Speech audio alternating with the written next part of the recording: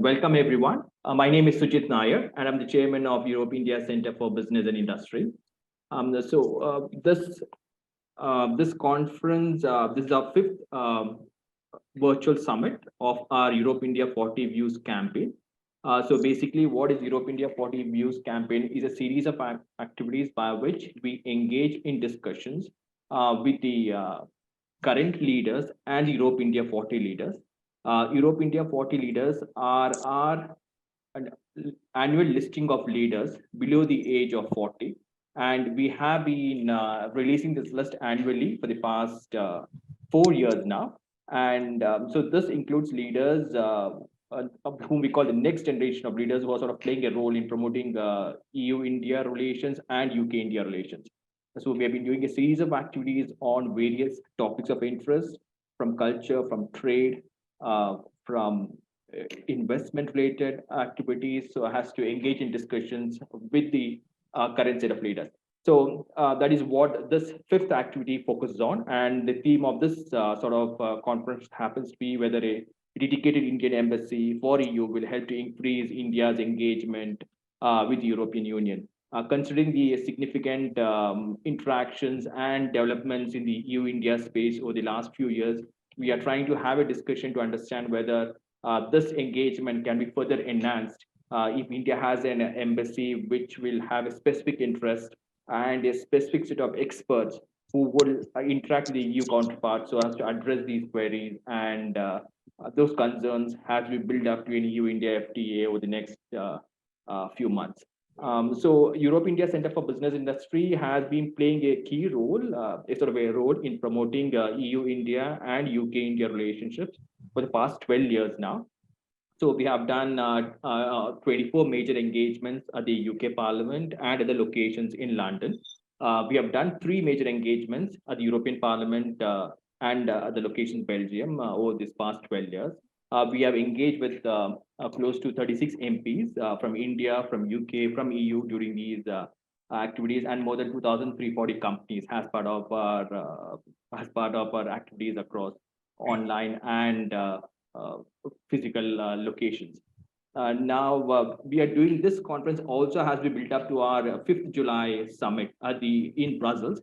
So we will have the morning session on 5th July, which will be hosted by the Belgium Trade Office, trade body AVEX. Then the afternoon session will be hosted at the European Parliament in Belgium.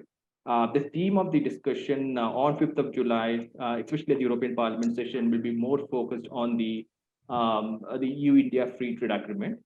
So we are also building across specific sector-wise discussions focused on textiles, focused on EV, electric vehicles, and other panel discussions.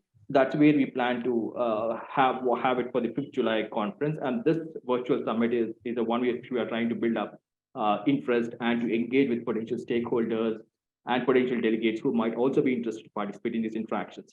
Now, this month, one of the reasons why we are also holding this virtual summit, this is especially on the month of April, is because it was on between 5th and 13th of April in 1963 is where the first time ever a senior European Union official, the president, the founder of the Europe, one of the founding members of the founding fathers of the European Union, Mr. Walter Hallstein, came over to India. That was first ever recorded visit of a senior European Union official to India. So he had an interaction with the then Prime Minister Morarji Desai and the then Finance Minister Mr. Gulzarilal Nanda.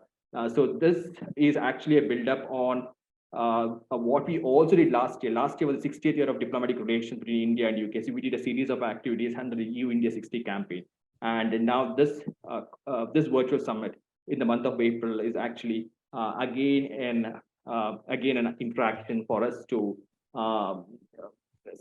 celebrate that first visit, which basically laid the founding stone for the India relationship as we see today, and which we hope that it's going to further improve over the next few years and decades. Now we do have our set of speakers here who have sort of come in. I would first invite Mr. Gulshan Sachdevji, who sort of joined us. to participate, to put forth his views during the summit. Gulshanji, are you here? Gulshanji is one of the foremost experts in India on EU-India relation, and he worked. He's a professor at the Jawaharlal Nehru University, JNU in Delhi. Yes, I'm very much here. Sorry, I just joined late because I'm just coming from some other meeting. So should we have your session a bit later then? Or you want no, to? it's okay. Yeah, no, I can. All right, no problem. Well, thank you so much, Sujit, for inviting me. I'm not in Delhi. I'm in Amritsar, as you mentioned. I mean, suddenly this thing happened. Now, this particular, idea about having a separate, embassy for EU is a very interesting idea, which, I think you are the first one who has kind of, put forward in the Indian, at least, circles. So I'll come to this, the importance of this particular, issue. But, just if I just wrap up in, 5 minutes or so, what is really happening in the last couple of years on the India-EU affairs, and how these kind of ideas and these kind of initiative might be very useful in the long run. Because if you look at, for the last couple of years, there is definitely a new momentum in India-EU relationship. And historically, we all know that Europe has been important for India for trade and technology, for investment. And I think, there are all indicators that it will continue to be important for India. But now what has happened is this, the evolving Asian and global geopolitics, particularly in the last few years, this has also brought India and EU further closer. If you look at within the context of, say, assertive China, US-China tensions, and the British exit from the European Union, and also India's closer ties with the United States, and also India-China tensions. So in that context, broader context, what one has witnessed that, the India-EU partnership has really further strengthened. And if you look at, apart from large number of high-level visits, both, from the EU and also at the member state level, now summits are more or less happening regularly. The trade negotiations have been restarted. There is also a connectivity partnership. Now we also have a Trade and Technology Council, which has also been established. And, apart from, within Europe, or at least within the EU, with the traditional strategic partnership with the European Union, with France and Germany, now we also have another partnership with Italy. We also have a green strategic partnership with Denmark, and also water partnership with the Netherlands, and of course the India-Nordic summits, which are also taking place. So in the broadly, what you can see, there is a convergence now on large number of areas, particularly on trade and climate change, trusted technology, digital economy, health, migration, mobility, sustainable development goals, etc. And most of these issues you can see have been captured within Roadmap 2025. And, since, Indo-Pacific narrative is becoming very, very important, and many of the EU member states have come up with its own Indo-Pacific strategies. And the latest one now you also have from the Czech Republic.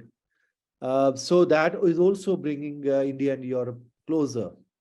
But, within this one, I think as a result of war in Ukraine, the European nations are and EU itself are quite seriously occupied within Europe itself. So at one level, I think they are busy providing political, diplomatic, military, and humanitarian assistance to Ukraine. At another level, they're also busy responding to energy diversification, inflationary pressures, and also domestic economic support to many sectors. And on the India-EU front, in the context of Ukraine, I think many within the EU, they were quite disappointed because they thought that being a close strategic partner, India would more or less align with them. But as we all know that, India's perceptions about Ukraine war very differs from Europe. And Now, to me, I think it's quite early to evaluate really the impact of this on India-EU ties in the long run. And of course, the large number of interests converge, and there is also strong institutional mechanism to support this partnership. So officially, I think both India and EU will continue to work on all those mechanisms. But I think it is also perhaps be naive to think that it will not have any impact on the mood and momentum on the India-EU partnership, particularly when Russia has become EU's main security challenge. And Russia has also now become India's #1 defense as well as also oil supplier. This is a bit of a dynamic situation. So apart from the India's dependence on Russian military equipment, now of course the oil dependence, I mean, this will obviously will have a very serious strategic consequences in the long run, broader in the Eurasian geopolitics, and also it will have a serious impact on, I think, on the international North-South trade corridor, which India started long back, with the Russia and Iran. This didn't take off very long because the India-Russia trade was not taking off. But now Russia is also becoming an important trading partner of India. So it means now, apart from these issues, I think we also have this connectivity partnership. This could be a game changer between India and the EU. And already the principles have been identified, even the areas have been identified, particularly Africa, Central Asia, Indo-Pacific, where they really want to work together. And it could be linked up with the EU-Japan partnership and also with the India-Japan Asia-Africa growth corridor. Now, Indo-Pacific, as I said, it's becoming closer, but somehow the approach, European approach toward Indo-Pacific is slightly different. Now, why I'm narrating all these things, that a lot of things are happening which need to be monitored very, very carefully. And even if, say, for example, when we were saying that the negotiation, the trade agreements have restarted. Now, negotiations have restarted, but after this, as we know what has happened with the EU-China, investment agreement. So even if negotiations are concluded, but then it can get stuck at the European Parliament if you're not very careful about, because there is a clear-cut mandate to the European Parliament. There has to be a human rights chapter, there has to be labor issues, as well as also sustainability issues with all the trade agreement which they are signing. So we have to really be very, very careful, monitoring carefully all the things which are happening and all the different kind of narrative in Europe about Indo-Pacific, and also the evolving situation on the EU-China relationship, because EU-China relationship, as you know, is very strong. They are deeply engaged with each other. But of course, there are also serious tensions which are emerging now. Now, to follow all these things, our policymakers, particularly those who are dealing directly with the EU, and our business people, those who are dealing directly with the EU. So they are quite aware of some of those issues, but there are also capacity issues, I believe. Within the Ministry of External Affairs in India, you have large number of countries in Europe and the EU. You have two desks already, Europe West and Europe Central. So apart from, say, for example, having a separate embassy, and I'm sure, this will be very useful. Not that they cannot handle in one embassy. Of course, they have been doing it for decades now, looking after EU, Belgium, and also Luxembourg. But my experience has also been, a couple of years back, I did a study for European Parliament. It was in 2015 when Prime Minister Modi had just come in India, and there was also new parliament in Europe. So they were really looking. That was the time when the momentum was really low, particularly India-EU relations. So they really wanted to kind of revisit and see where it can be pushed further. How can we revive India-EU relationship? So I did a study for European Parliament on India-EU relationship. I don't know exact word. Giving new energy to India-EU partnership. And when I presented this to European Parliament, a couple of MEPs, those who are looking India, including Nina Gill and many others, so they were there in the European Parliament, And there was also, many people from other embassies and other places, as happened in all the meetings in the European Parliament. But unfortunately, there was nobody from Indian embassy when the whole India-EU strategic partnership study was being discussed in the European Parliament. So later on, I checked with our ambassador. I said, why there wasn't anybody? He said, we were not informed. So, I mean, maybe they were not informed, but this is also the problem, because even if officially they were informed or not informed, I don't know how the system works. But if something seriously being discussed by 100 people in the European Parliament on India EU, they must be knowing that this is what is going to happen. So it means there is a certain, so it means they were not really day to day what is happening in the various institutions of the EU. And I can understand, because they might be busy with so many other issues as well. So if you have a separate, I mean, it's more than, I would say, separate, embassy for EU, which, I mean, that's a matter of details. You can have a separate embassy, but definitely you need a couple of experts within the EU embassy, within our embassy in Brussels, who specialize various aspects, the issues which we feel are very important. Whether these are, Indo-Pacific issues, or our trade-related issues, or the issues concerning sustainability, labor, human rights, or those are the issues which are going to be very crucial in our dealings with the European Union. And of course, now also the issue of Russia and the Ukraine war. So how situation is evolving within the European institutions, there has to be the person who understands the nitty-gritty. I'm sure our officers are very clever, so they learn on their job, but you really need people, those who have been, and it's not very easy to understand all the details of the European institutions and how do they function. It takes very long time. Even for Europeans, it takes long, but even for others. So if you have certain specialists, both at the MEA level, if you feel that this particular relationship is very important for us, which I'm sure it is, so we have to have more experts. At least, I mean, within the MEA, if you have at least one joint secretary now dealing Central Europe and one West Europe, you might have one extra joint secretary here itself who is dealing specifically only European Union. And then similarly, many experts there at the EU embassy looking into our key interest where we are interested. And I think that will go a long way in resolving many of the issues, which sometimes suddenly either expectations are raised very high, and then suddenly there's disappointment, things are not happening, because the EU, we should also know very clearly where the competencies are, how things are, because yes, some very key people, they know about those, but not everybody is fully aware on different aspects, competencies between the European Union institutions and also the member states. So I think the idea which you have floated is very useful, and I think it really needs to be debated very seriously within India and within the ministry. And I think maybe we can find some useful answer to this. Thank you. Thank you very much, Gulshan Shri. That was Mr. Gulshan Sajdev. He's also the professor for European Studies at JNU. And he is also the chair for, sorry, I might pronounce this wrong, Jean Moore Nat, right? Is that the one? Yomoni. It's Yomoni. Yomoni, yeah. Thank you very much, sir, for your input. So one of the next idea which we're trying to do is hopefully have a white paper which we're trying to put together, and I'll share those details with you once we go through discussion and get more of the inputs on this. Thank you very much for the input, sir. And next, I would go to Mr. Amit Lat.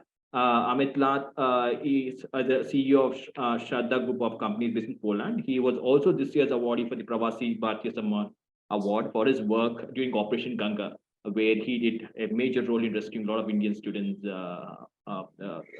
Amit Lat, out to you, sir. Good afternoon, good morning to everyone. As related to this particular subject, what we are discussing on, it's been almost 25 years and we see what are the developments happening in the European Union. And off lately, specifically when we talk about in last 16 to 18 months development of way Europe has been progressing, the way things are progressing out here, it looks not very good for Europe. So I think it's high time for Europe in terms of when we talk about FTA, when we talk about relationship between India and Europe, and this regularly we keep mentioning to the member of European parliaments, member of parliaments out here also, when we interact with them, that how important India is as a partner for Europe. Because as we all know, With Russia, the doors are completely closed for Europe. With China, not really, they have a great relationship, of the way things are developing. So the natural and obvious partner is India, and they need to keep India as in very, very close hands. When I was talking and interacting with, the member of European Parliament and member of parliaments out here in Central East Europe specifically, I told them, I said, look at the way France, Germany, Italy, and many other mainland European countries are doing business with India.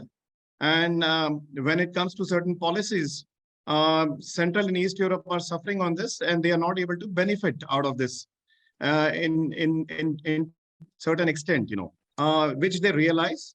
And in fact, yesterday we had a visit of the ambassador of India, where the foreign minister and the deputy prime minister is from this particular constituency, and we had a great interaction at various levels yesterday in terms of how India can engage with a region in particular, and of course, largely when a voice starts from probably few European countries, it would reach to the European Parliament by large in terms of taking this initiative seriously and building this relationship with India. I think it is high time that, as you rightly mentioned, Mr. Sachdeva, that a joint secretary for West or East, they have too many countries in their hand in terms of to deal with. But if we have a specific people dedicated and, who are actually responsible for the European Union, this would help us to take this interaction to a different level. We need to engage at different levels in the European Union. And this particular voice, of the member of European Parliament has to be heard finally at the European Parliament sessions. There are 700 plus European member of European Parliaments. And these are the people actually who are the policy makers and decision makers, at the European Parliament. So we need to take a different step actually in general for building up this trade. I know that it is a difficult job, to reach out to 700 members of European parliaments, but at least, the Indian diaspora, which is very strong in various countries, can do a great job in terms of getting this much closer, much better in terms of benefiting for Europe. I remember saying this in one of the meetings. I said, probably Europe is going to benefit more than India is going to benefit in terms of when assuming a FTA happens. And, I was asked, I said, why do I say so? I said, look at the situation where, Europe is losing on every front in terms of business. We are in a recession at this point of time. And being an OCI holder, but a European citizen, I see the pinch of it, because when I talk to people, the mood out here in Europe is very, very gloomy, and, it is really dull. Whenever you talk to any European companies, they say the business is bad. This was not the scenario a few years ago. So I think it is high time where, India should engage, of course, with Europe, and India is already engaging with Europe at various levels. But having a particular India representation in European Union, in particular, will greatly be of a great help into the region to build this business to a different level. That's my take on this. Thank you, Amitji. Thank you very much for your inputs. Next, I would sort of welcome Dr. Vijay Mehta. Dr. Vijay Mehta is the member of the National Executive of India's ruling party. He's part of the Foreign Affairs Department of India's ruling party, Bharatiya Janata Party. And he has a specific mandate to look into relationship with EU and UK. I would welcome Dr. Vijay Mehta sort of to put forth his thoughts and to share his opinion on this.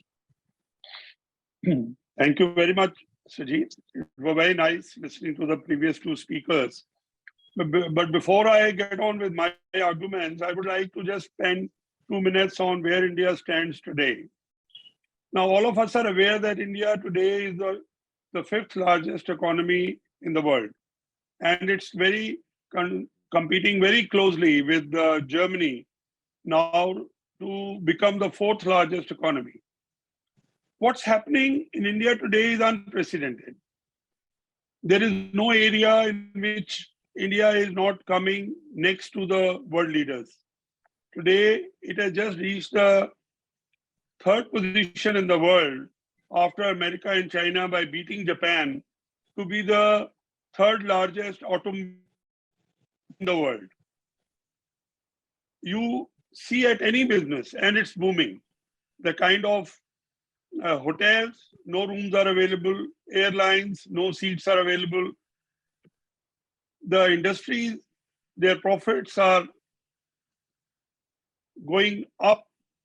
India is becoming independent. They are now going to start the manufacturing of passenger planes. They are already started making submarines. And in terms of their steel production, in terms of the pharmaceuticals, they are becoming #1 in the world. Look at the kind of arrangements India did at the time of COVID, when the whole world was fighting for the medicines, and some American companies who were charging at the rate of about $300 per dose. India gave a free dose of COVID to about 200 crores people. I mean, like it's about 2,000 million people. Now, this is unprecedented with the kind of trains which we are now manufacturing in India. And to top it all, India has become the net exporter of arms, where it was earlier importing. Now it is exporting to about 30-35 countries. And even in terms of oil, after India had a pact with Russia, today with its very large refining capacity, even I understand that even Germany is buying a part of their petrol requirements from India. Now, where India and Europe stand, we have a very, very old and very profitable relationship. European companies have been, irrespective of what Mr. Lart mentioned about the falling consumer purchases in Europe, what stands still is that in terms of technology, a number of products are in Europe, number of companies in Europe are still far better and among the best in the world. Even in the case of automobiles, they are coming to India. Of course, they are opening shop here, but the original technology is coming from some of the big names from Europe only. But the problem which is happening in Europe is that with the war, it's becoming into a very difficult and sensitive kind of situation. I am not going to comment on whether how long the war will continue. But one thing is very sure, that the kind of deep wounds it has made into the European economy, it is not going to be sorted out for very early, in the future. So, and now today, Europe, there are a few states in Europe like Germany, France, Italy, maybe a couple of more after Britain has gone out, who are into a good position in terms of their finances. But a large number of states which were mainly dependent on tourism or on the sale of their goods, they are suffering. And what's happening now is that the states which are funding the poor ones in Europe, they are also slowly started realizing that they cannot go about it for long, with the kind of pressure which they have to face by accepting refugees, first from Syria and now from Ukraine. The economies of war, even the best of economies or best of countries in Europe, they have started feeling the heat. And a solution has to be found out. Now, I think the solution is very clear, and it is to have a stronger relationship between India and Europe. To some extent, we are between India and Europe, there are quite many similarities. Like in India also, the state government has a independence about certain laws, but the center itself also has control of the major law-making machinery. Similarly, in EU, there is a difference between what EU does as a centralized representative and what the different states are doing. Now, what's happening is that states under EU have many responsibilities which they manage independently. But on the same hand, EU has certain areas in which they have the monopoly kind of situation, or they have the upper hand, like the control of trade matters. Like no other state can, change the commercial aspects of the trade, which in a total policy measure EU has drafted. There is control of short-term visa matters, currency. I mean, like a lot of areas are there. And similarly in India, the Indian embassies which are there into different countries of Europe, they are mainly involved into dealing with the local matters and increasing. Hello. Yeah. The Indian embassies in these countries are more involved into increasing trade between their respective countries with India and sorting out the intersea problems. I think it is in this context that having a separate embassy, Indian embassy meant for European Union, is probably a very good idea, because then in that case we will start having specialized bureaucrats, like somebody mentioned a dedicated desk at New Delhi to be managed by a level of the joint secretary.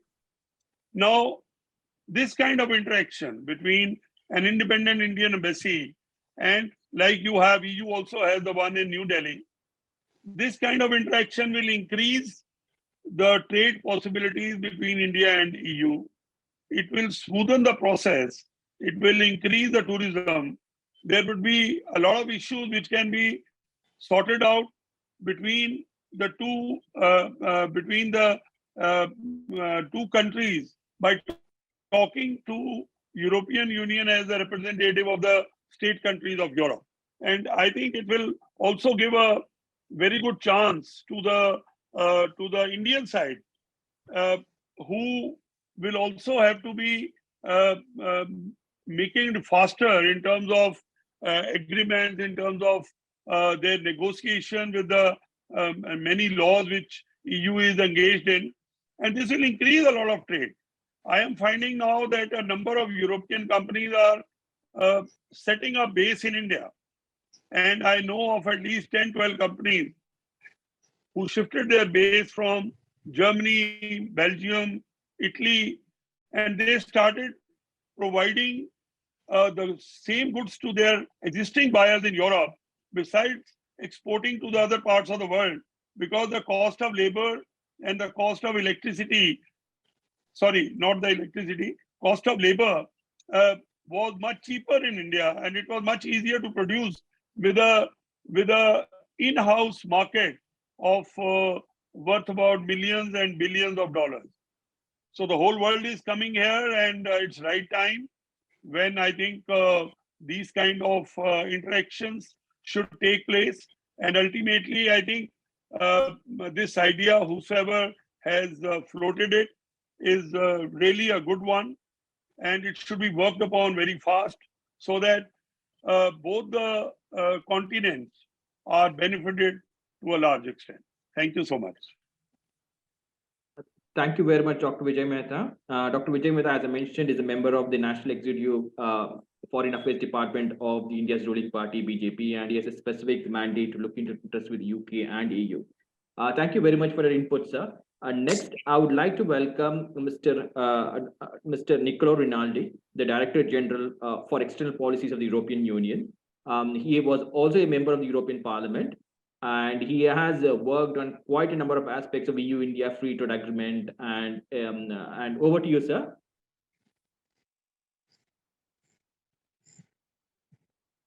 Yes, good afternoon. Do you hear me well? Yeah, we can hear you well. Perfect. Thank you so much. And thank you for this wonderful initiative. I really sorry that I wasn't able to follow the beginning of the roundtable for other meetings we had here in the European Parliament. I'm going to say a couple of things about the very fascinating topic that has been put in front of us. Not really my capacity of head of unit for Asia Pacific in the European Parliament, but rather in an institutional way. Also, on the basis of my former experience as member of Parliament and the draft person for the safeguard clause of the free trade agreement between the European Union and India.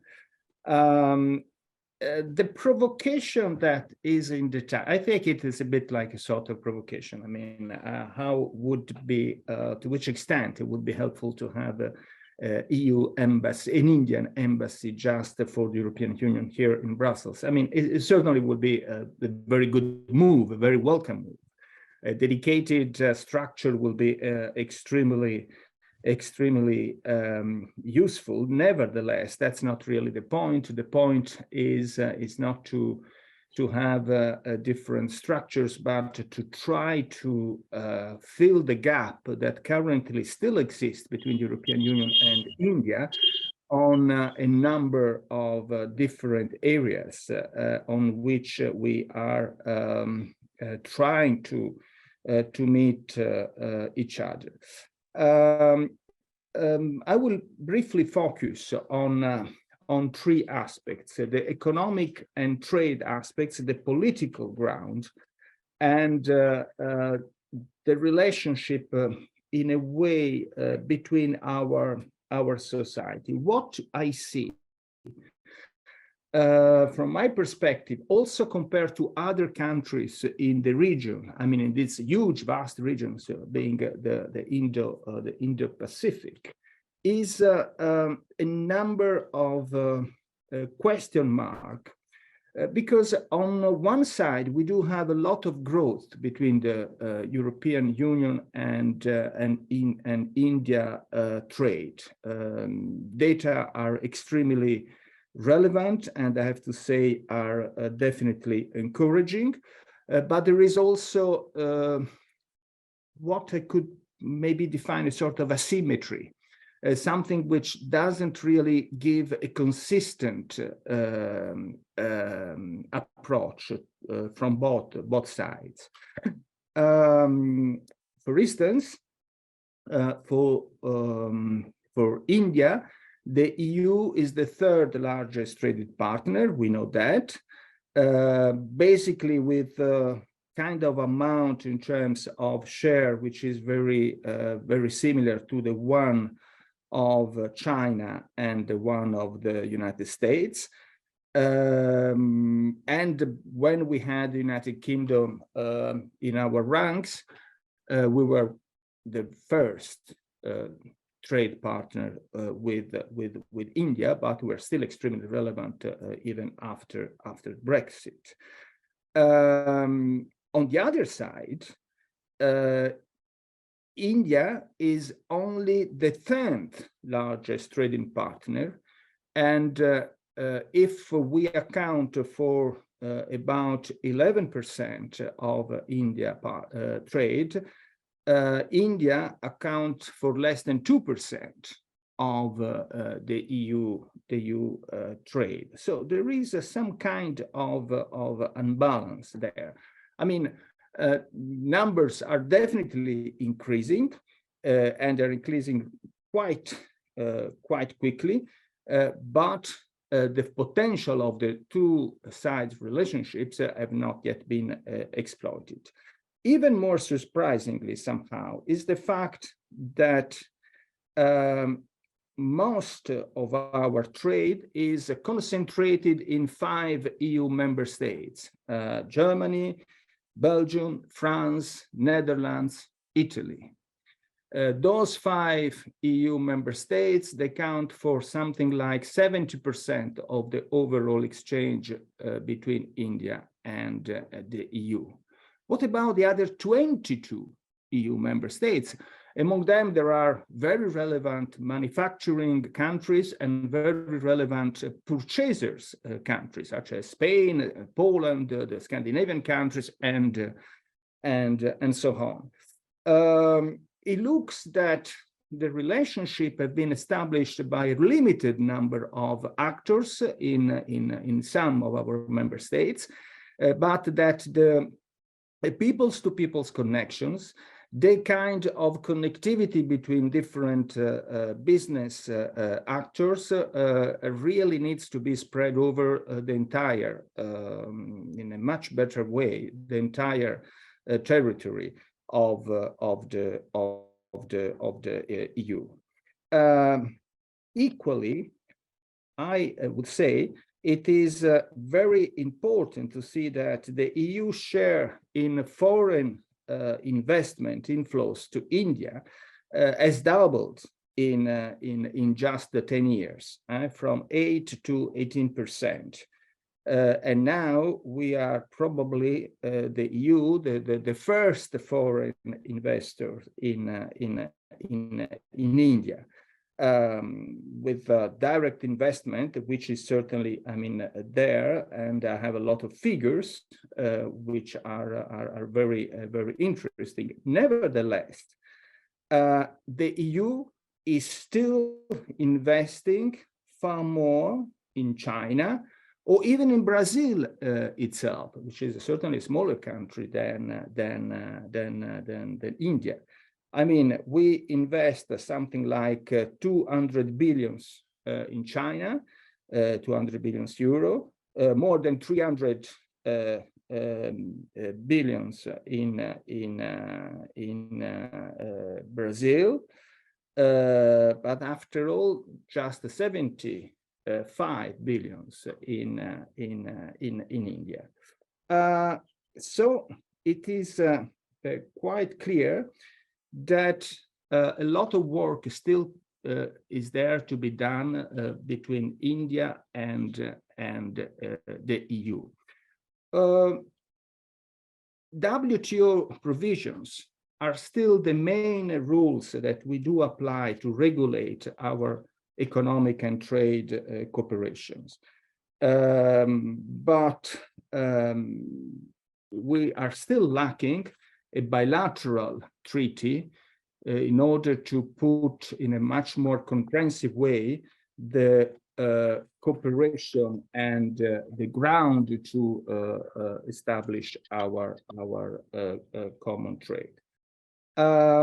We do know that between 2007 and 2013, there has been an attempt to reach a free trade agreement between the EU and India.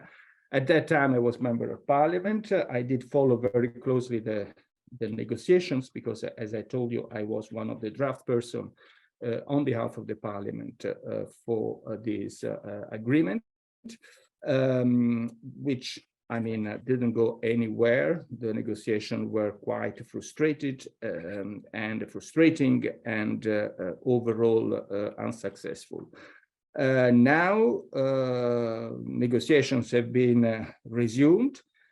Probably this is also because of the Modi government is understanding how important would be to reduce Indian dependence on Chinese manufactured inputs, and also the kind of high quality products that the European Union can purchase from India and at the same time exchange with India. So now we have a new negotiation, which are I mean, since a couple of years, but I mean, still, I mean, there is a lot of work to do. Let me say that the full picture in the region is that we do have an already implemented free trade agreement with South Korea, with Vietnam, with Singapore, with Japan. We have concluded negotiations with New Zealand. We are very close to conclude the negotiations with Australia.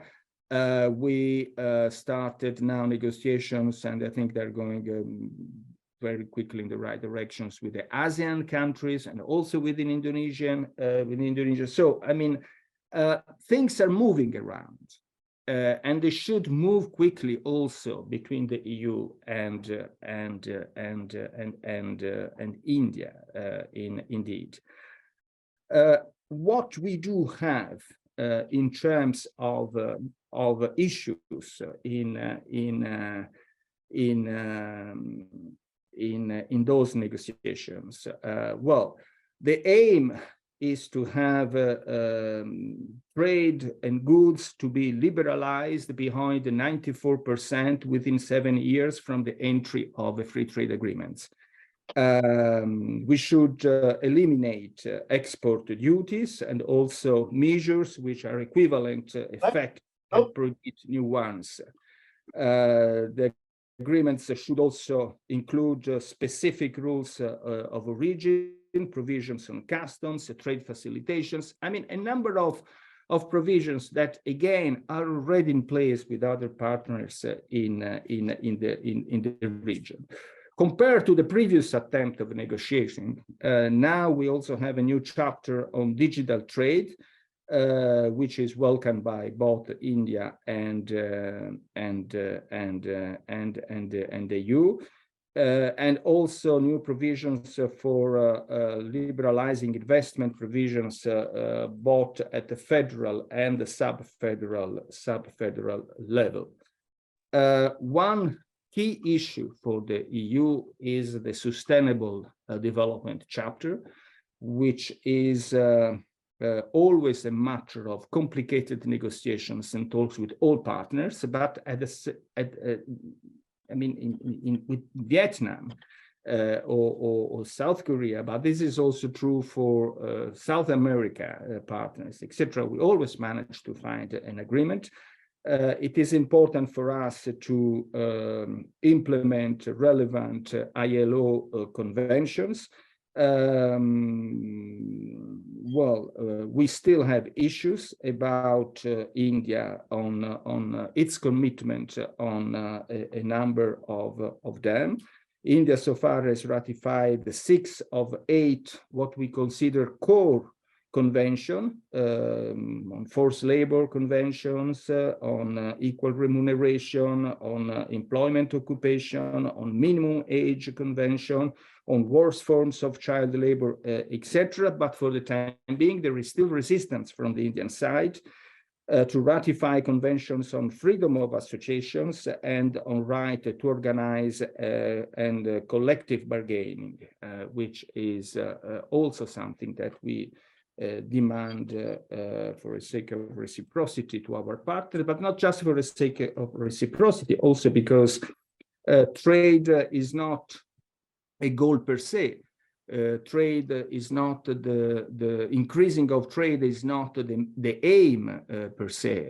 Trade is the instruments to make our society more wealthy, more just, more progressive, and closer also in a way of stability. There are a lot of other issues concerning intellectual property, geographical indication, but I would say that the development chapter has always been the one a bit more delicate in our relationship. And now this is also combined much more now than in the first negotiations with the climate targets, cut of emissions, and how a bilateral overall regulations in trade should support both India and EU efforts in reaching the targets in cutting emissions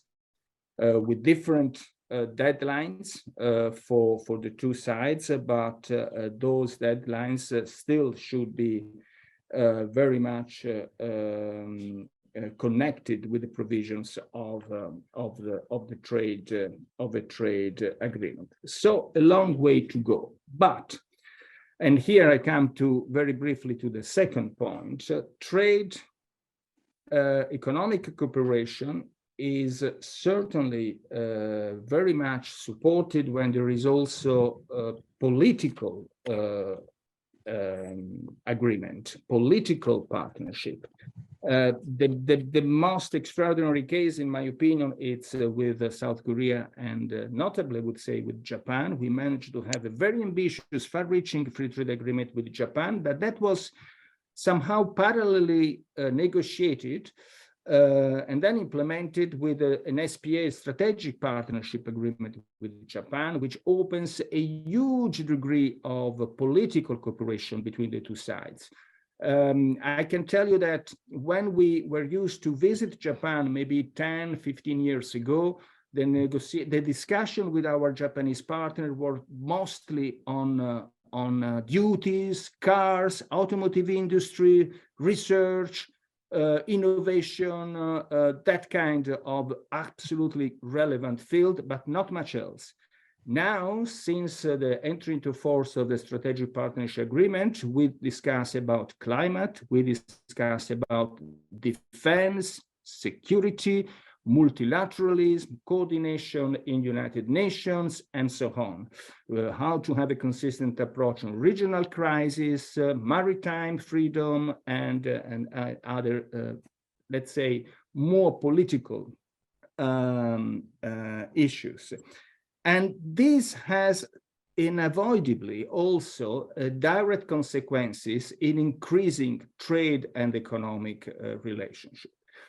India and the EU, from my perspective, have very friendly relationship, and actually there is not really any issue which is fundamentally dividing between the two sides. Nevertheless, there is still some resistance, in spite of having a strategic partnership status, for really trying to improve the political cooperation between the two sides. Then what happens is that at a certain moment in history, crises arise and we have to take side. And what's happening, of course, with what we consider a major violation by Russia Federation of the UN Charter in attacking Ukraine, is something that is calling the different member states in the international community to take up their own responsibility.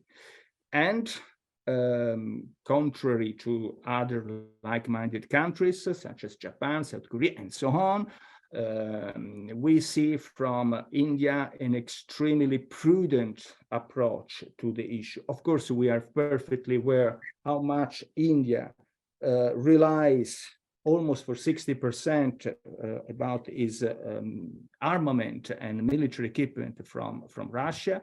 What has been the very strong relationship in political terms since the non-alignment movements with Russia, although Russia, of course, was not a non-aligned country, but I mean, there has been a very friendly relationship.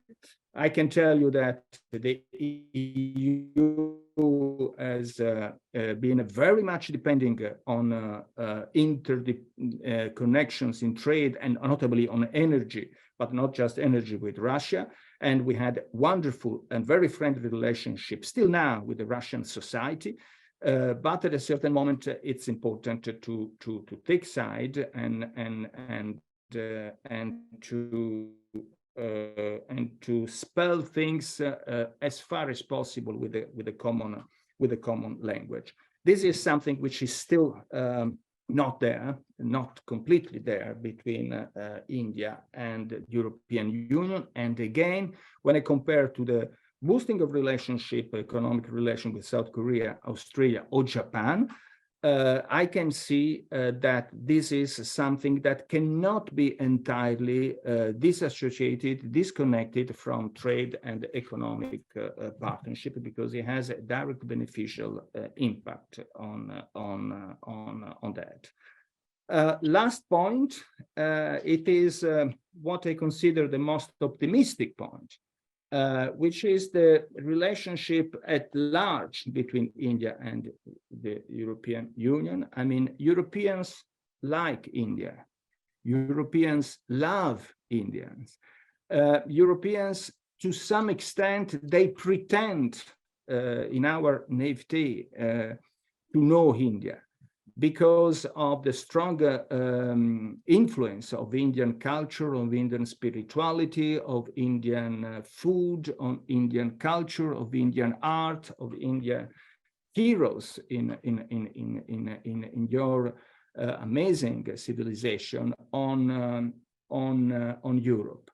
Again, as I told you, I'm in charge of relationship for Asia Pacific in the European Parliament. There is no other Asian countries that has a good reputation, a glamour reputation, such a positive consideration in the EU public opinion than India, far more than all other partners. And if with other partners there is indeed sometimes also some kind of superficial stigma, prejudice, etc., that doesn't really apply ever, I mean, to India. There is a very, very positive, wonderful ground for getting together between the two societies.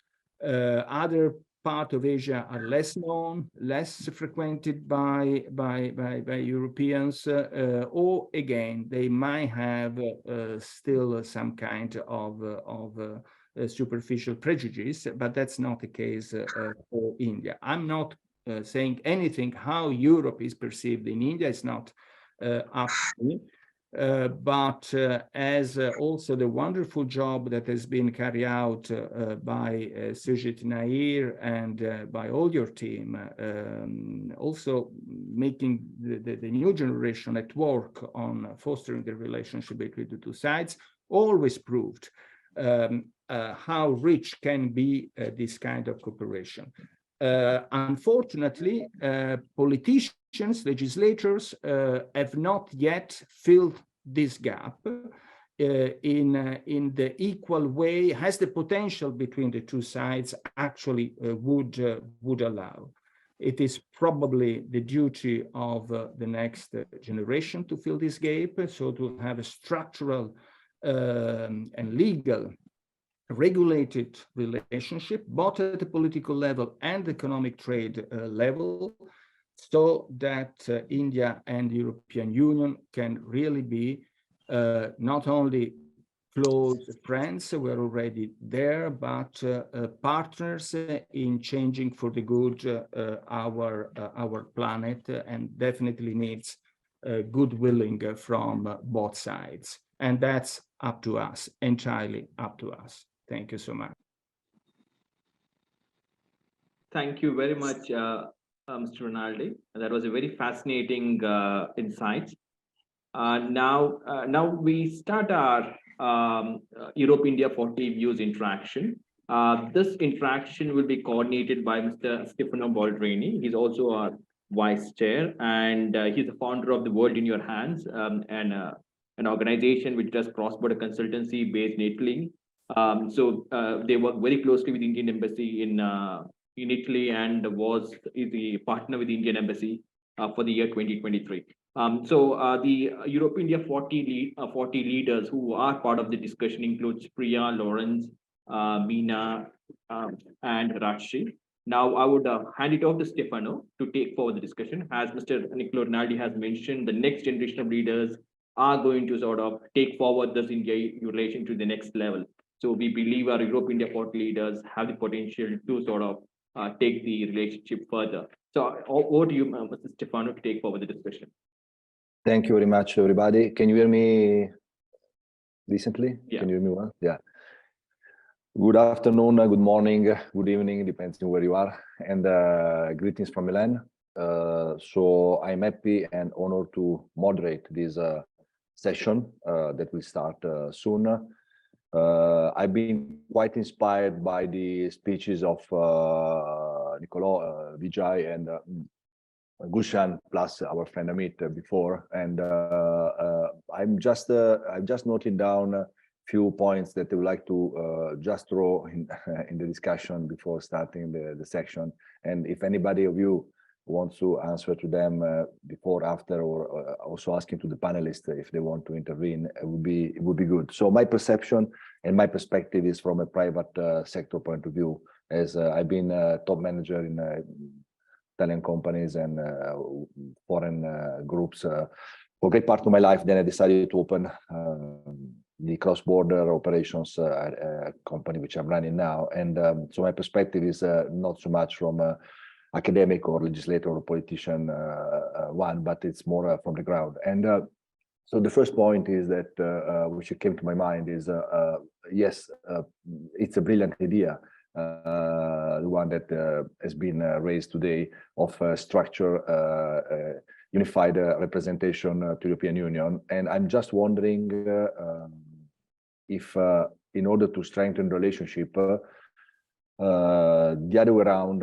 should be implemented. So would be a proper structure delegation from European Union to India useful for creating the perfect circle of understanding each other, working well each other, progressing each other.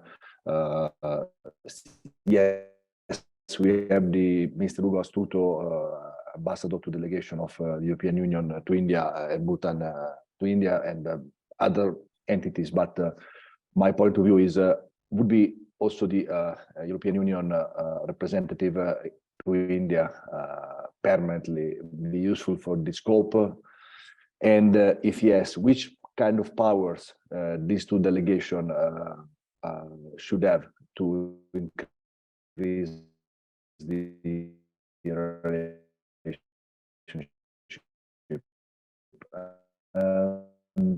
And if hopefully sign sooner, that we'll have, I'm sure, and I've seen some business cases, and it would be interesting to understand which, how can really the free trade agreement could improve and how much can impact on bilateral commercial activities. That would be quite interesting to know. And also, coming back to what our friend Amit was saying, he lives in Poland, so he has the pulse of the European Union, as I have here. So my point of view is that if you want to deal with the continent, with the country, with the mentality, with the culture, you need to understand also very well this culture. So my perception, I'm sitting in Milano now, and if I look at history of Europe, there's been almost 3,000 years of war, fights, empire, colonialism, and now after it's 70 plus years that European Union it's in peace, prosperous, and probably autonomously, not leveraging on foreign colonies' wealthiness. It's a very wealthy continent where people are free to roam. There are no borders. I remember when I was a kid, there was the borders, and when you go from Italy to Austria, at the borders, you know, dogs were on the bus. There was army check. So now it's a free trade, and I'm sure that European sometimes cannot appreciate also the level at which they reach, and they always complain. So even in Italy, they always complain. But if you go from north to south, apart from few golden ages of our history, probably during the Roman Empire or the Renaissance, and even that time far less than now, the country is unprecedentedly wealthy. And so that's also my point of view. Europe is absolutely complaining of something that is not that bad after all. I'm looking at the figure of Italy, for instance. It's because I'm here, I'm sitting here, it's easier.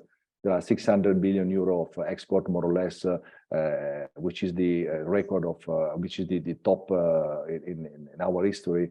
And also Europe is close to a discontinuity in its own business model and utilizing certain energy sources or models. So it's, I was in Nigeria a few days back for business reason at the State House of the president in Abuja for the energy summit, and also from that side of the world, local entrepreneurs were wondering, okay, if Europe changes business model, how would be affecting us? So where are our to whom we'll be selling our product, mainly how can we substitute. So that's just to say that understanding European mentality needs to also you need also to probably take into consideration that people are not really conscious sometimes of the level of the continent has reached in terms of equality, rights, human rights, average,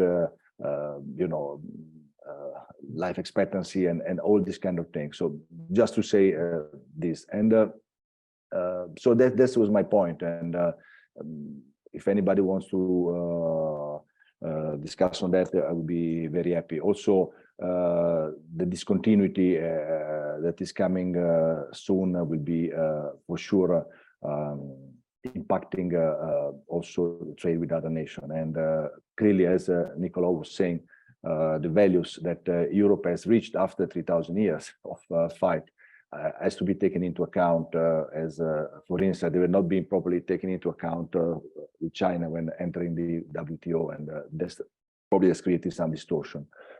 So that's my very naive consideration as a person who really lives the reality on the ground day by day, as helping companies entering foreign markets and living politics and policies from outside. So now coming to the panelists, I would like to, first of all, each one of them introduce themselves, which is probably the most effective one. So I will start with ladies, and in that case, Priya. So if you want to briefly introduce yourself, and then I will start asking you some questions. Thank you so much, Stefano. I am Priya Pujari. I'm a lecturer here at Manipal Center for European Studies, which is based in Manipal Academy of Higher Education, Manipal, India. It's a south coastal town in southern western part of India. And I have been teaching European politics, especially EU institutions, EU political governance within the European Union, EU's foreign policy for the last 5 years in the center. Largely, we have a Master's in European Studies program, the only such master's program that's offered in the country. And recently, I was also a Schumann trainee at the European Parliament, at the Unit Asia of the Directorate General of External Policies of the Union, working very closely with Nicola, actually, who's also in the panel and was speaking before. So yes, that's basically my introduction, and yeah, we can go ahead. That's great, thank you very much. So first question for you, again, back to the point that was raised in our main topic. So in your opinion, how really would an Indian embassy in the European Union help to strengthen the India's political, economic, and cultural ties with this region? I'm just looking at from a really complete overview in public diplomacy, and so what's your point of view on that? Yes, I think to begin with, before we get onto the topic, I think there is definitely a momentum and an agreement. There's an agreement amongst scholars and experts, academicians included, within the European Union and India, that there is a new momentum in India-EU relations. That today we have indeed a multifaceted engagement between India and European Union, where we moved away from traditional bilateral diplomatic relations that started in 1962 to include cooperation in domains of security, defense. Of course, considerable progress being made in the free trade agreement in the recent years, the setting up of the Trade and Technology Council, and also the kind of progress we're making with regards to connectivity and enhancing connectivity in the region. And while India and European Union have made very significant progress, as many would agree, in their political and economic engagement, what I do believe, and this is again something that we find very often in the literature, and also that I personally do believe, that there is a sort of disconnect that still exists between these two entities. And what indeed is missing is a deep-seated linkage between the two. And this is where public diplomacy plays such a crucial role. We're very aware that the reason why, despite this great momentum that we see in India-EU relations, the very history of India-EU relations has been sought with many irritants, with many challenges. And one of the reasons for this challenge that we are familiar with is the misperception, the information deficit, and the low visibility that exists in India on European Union, and similarly in India, of India in the European Union. And this continues to be a very traditional irritant in India relations. And also another additional factor is the fact that EU-India relations have also been frequently overshadowed by the very strong bilateral relations that India enjoys with individual member states. And we need to understand that this is primarily because of the very nature of both the entities. India has to be understood in the sense of a traditional modernist state, and while the European Union, on the other hand, on the contrary, is a postmodernist supranational state. So very difference in the nature of these two entities is what has rendered in this sort of slight disconnect that exists between the two. And also in terms of the limited people-to-people exchange that we have had in the last few years has also resulted in creating such misperceptions and misunderstandings between the two. And not to mention that the EU's image in the recent years, which has been further complicated by the kind of crises that the European Union has faced in the last decade to take into account, starting with the economic crisis, the Eurozone crisis, the refugee crisis, Brexit, and now, of course, the way European Union has to deal with the Russia-Ukraine war, which is one of the most important crises that the EU is facing. This has certainly affected the EU's image in India amongst, as popular perception. And to address this traditional irritant, of course, we need a very robust public diplomacy. And this idea of having a very dedicated Indian embassy to the European Union, I think, is a very, very noble idea. And really, if it can be brought into place. And I'm going to lay out 4 ways through which the Indian embassy to the European Union can actually function, what effective ways they can function to increase public diplomacy engagement between the two.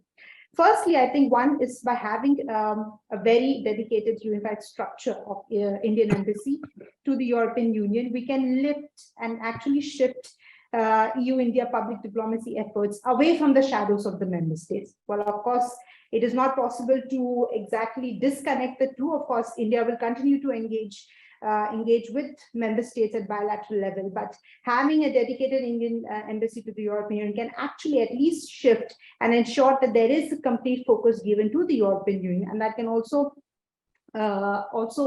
enable India to understand the EU better, because there's definitely, as Gulshan previously was pointing out, to the challenges that exist, how India always has found it difficult to navigate between the different EU institutions that exist, whether it's the Commission, the ES, the Parliament, or the Council, for example.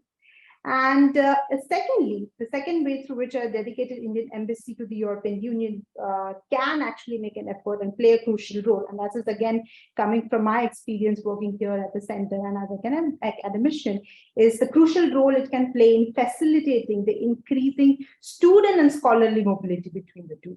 Now, we know for a fact that India has been one of the highest beneficiaries of the Erasmus Plus project, also benefiting from various other EU funded research and mobility programs.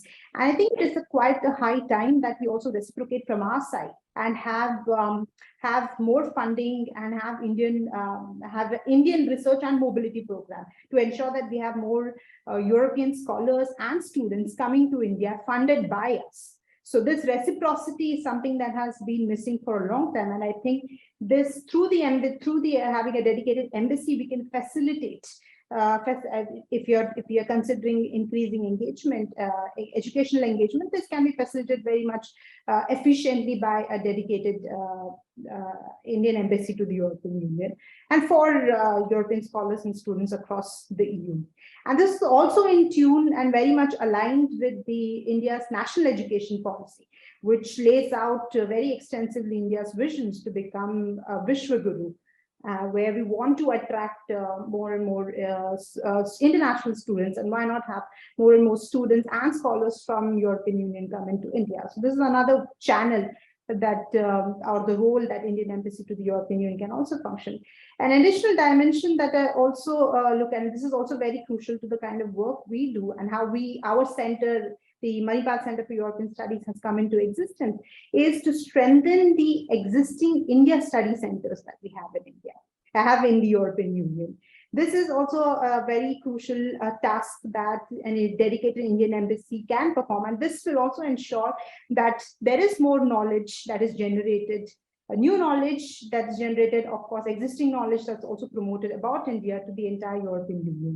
So this can be done by having a mechanism through which the Indian embassy, if we ever have a dedicated Indian embassy to the European Union, we can have the Indian embassy bring together and support and facilitate the India study centers and promote knowledge of India to the entire European Union. And the fourth way, which is also, I think, very important, is diaspora engagement. And I think having today, what we see is India has made efforts to reach out. Of course, under the current administration, the current government has been making extensive effort to reach out to its Indian diaspora, which is increasing in the European Union.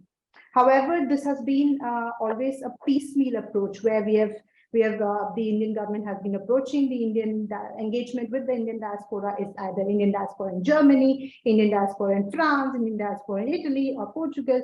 So it has always been such a piecemeal approach. Instead of that, if we have a more dedicated, let's say, Indian embassy to the EU, we can actually have an increased engagement from the Indian government sides, reaching out to the entire Indian diaspora based in the European Union.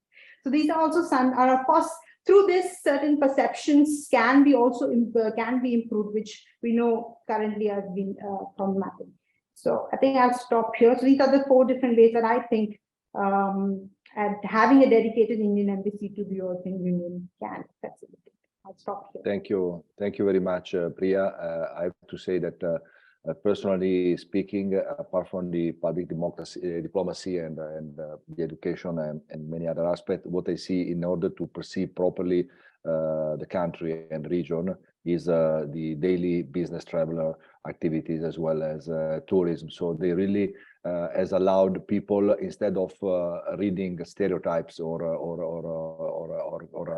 tales, to go and see with their own eyes and create personal relationship, enter in touch with people. So once you create these, what I noticed, once you create these second families, I would say, or a strong relationship, things are much easier, and you are not victim of again stereotypes, tales, and everything. So you can really taste what does it mean to be in Europe. You really taste what does it mean to be in India. You can appreciate the culture, you can appreciate the people, and that's also we have to thank the present freedom we have as a country of travel and establish our own business presence and tourism presence in both countries. I think it's unprecedented in history in terms of percentage of the population which are allowed to travel anywhere. So it's quite crucial in my humble opinion.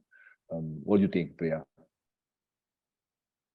No, absolutely, you're absolutely right. I mean, having that this is one of the reasons why I was speaking about increasing scholarly mobility, student mobility, because ultimately students are your ambassadors who carry the perceptions, and through their interactions with wherever they go, they also increase the perceptions, increase dialogue. I think the most important thing is to have a concrete dialogue between 2 different cultures that are coming together, and therefore facilitating, especially what best ways to start with increasing student and scholarly mobilities. 2-way. I'm not saying only one way, where you only have Indian students going to Europe and studying in university, but also having more European students and scholars coming into India and studying, engaging in dialogue, which challenge all the traditional perceptions and stereotypes that can exist in a more academic manner, is what I would like to say. Yeah. Or at least when you sit down in another country, you have a second mother also. So you, instead of start hating people, you start loving people, and I think that's my perception. So thank you very much, Priya. So I come back to you after now. Mina, where are you in this mosaic? Yes. Super, yes. Good morning to you, and good morning. Good evening to everyone. Yes, so happy to see you again, everyone. This is Mina Cristiana from Romania, As a 40 leader under 40, as a singer in Bollywood songs and also voiceover, and a huge fan of Indian culture. What I can say is that Romania, as a state, as a member state of European Union, was a big partner for India during the Ukraine war, and this I'm referring to Operation Ganga. So I don't want to forget that 5,000 students we were able to reach and to help them to get into the flights for India Air Force. So this was possible because India and Romania has a strong relationship. So with the staff of the embassy and the volunteers, there were like 100 people from Romania who helped us to gather and to take the students from Ukraine. So with Ganga operation, I think Romania as a European state has proven his loyalty to India. Also in Romania has been developed a lot of cultural programs by the embassy, by the coordination of His Excellency Rahul Srivastava. And this I'm meaning to Indian Festival of Culture, communication with universities, teaching and making Hindi languages for free at the embassy. Also, there are a lot of books talking about the Hindi language that are available for people in this culture. So what I think as a perspective of the cultural vision, culture is a strong bond and can build bridges very, very good for trade, as I like very much my previous speaker, Mr. Nicolo. We have to know that there are 5 states in the European Union that can have, they have the biggest community of Indian. For example, UK, Germany, France, and Italy. What about the others? As European has 27 states, what is going to happen with the others? So as I'm thinking to answer on the question that Sujit put us together today, is if we like to have this Indian embassy, how they'll communicate for all the 27 states and all the biggest number of Indian community from there. Because as I know, for example, London has a big community, but it's also on the 3rd level because Romanian people are on the 1st place on UK. And then in the, I think 200,000 Indian in UK, they are now. But what we are doing with the other states? So I'm thinking if this one Indian embassy can rule and can gather and communicate and coordinate all these states and all the community from the states. For sure, there are a lot of benefits for this. And I think Europe is a very big fan of Indian culture, as everyone is visiting from gathering and knowing about Osho and Sadhguru. A lot of European goes to India, tourism, spirituality, music, Bollywood, and a lot of traditional business. So I believe in the friendship of India and Europe. But my question for you all, it's a practical question. If this will happen, how this will be organized? Yeah, and coming to this, Amina, thank you very much for your passionate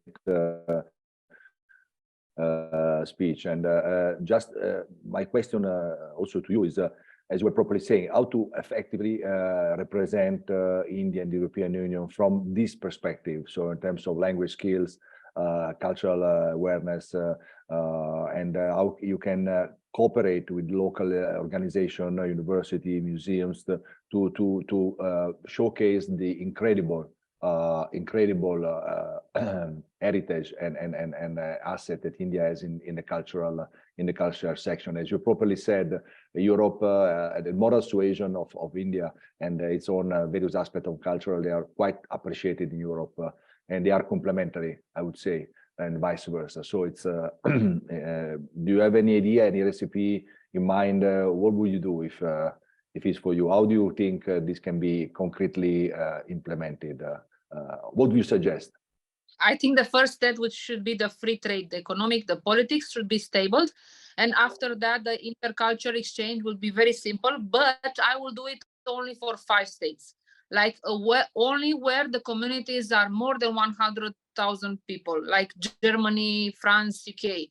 Because if you take all the union, all the member states, I think it's too much. This is my opinion. Yeah. And Yeah, I understood. coordinate. Thank you very much. Yes, I have to say that yes, traveling here and there in Europe, India is absolutely appreciated from this aspect. And also, last point I would like to introduce in this discussion is that frequently traveling to India, I'm noticing that India is becoming more and more conscious of its huge heritage, and it's rebuilding on that. So it's a process ongoing also in India, probably.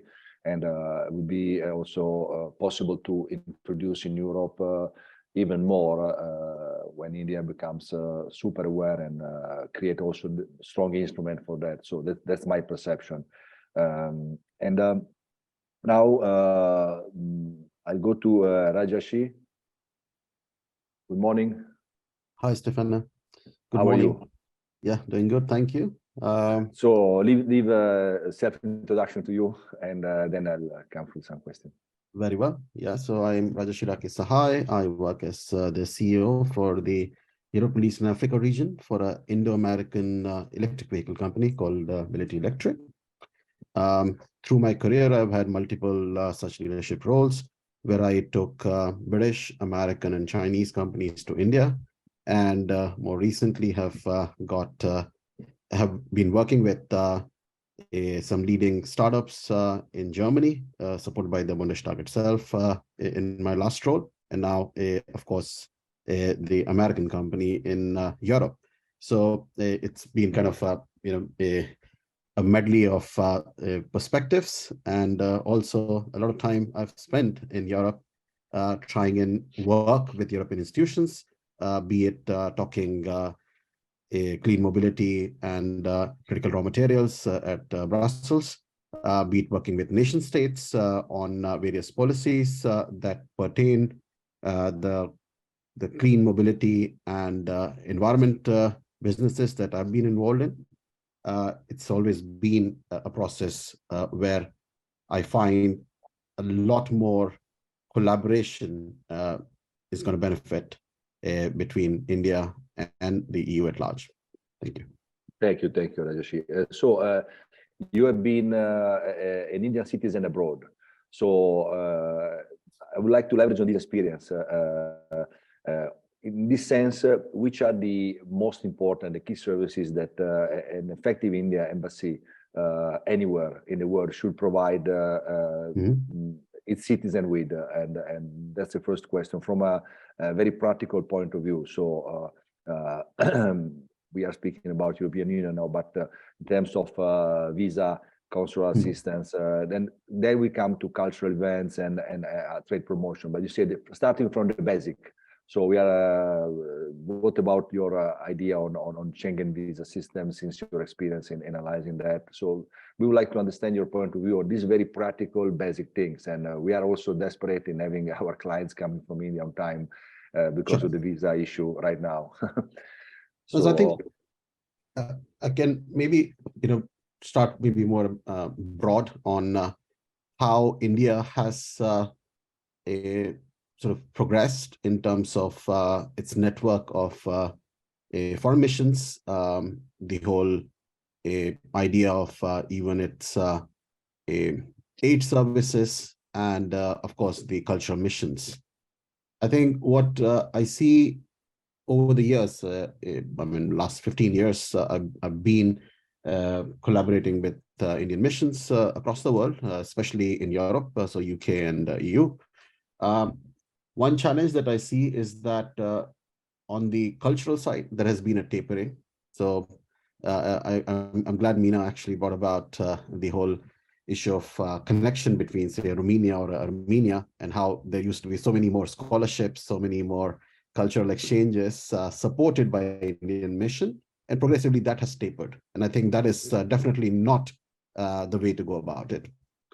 I think what's also very, very true is that progressively the technocratic influence in policymaking has taken a backseat in India, and it affects how then matter policy, where it's needed that you have brains on the table to discuss the nitty-gritties, to discuss the last level of detail of what could be sustainable development partnerships, what could be the give and take when it comes to basic fundamentals of decent labor, that has to be on a very strong base of not just political consensus, not just trade need, but also a very strong technocratic understanding of it.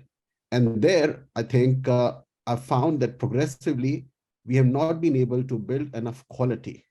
We have not been able to provision enough resources from India to actually meet the other side of the table at that level of detail. And that's really then causing the kind of disconnect, which of course is, as Nicola was mentioning, it's also got its roots in the kind of mismatch in the political priorities right now.